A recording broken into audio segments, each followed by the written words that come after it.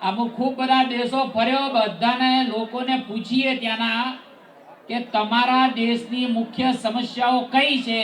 તમારી જોડે પાણી છે, પૈસો છે, પરિવાર તો ત્યાં બહુ ઓછું છે, પણ બધું જ છે, તો તમારી તકલીફ શું છે? તો એમ કે અમારી જોડે બધું જ છે, પણ અમારા લોકો વધુ લોકો આત્મહત્યા કરે. મેં કીધું કેમ? તો કે અમારી જોડે બધું જ છે, પણ ભગવાન નથી. અમારી જોડે બધું જ છે, પણ આધ્યાત્મિકતા નથી.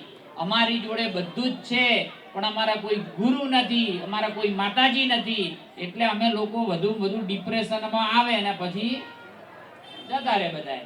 ત્યારે મને એમ થયું કે આપણે તો નસીબદાર છીએ કે આપણે ભારત જેવા દેશમાં જન્મ લીધો છે.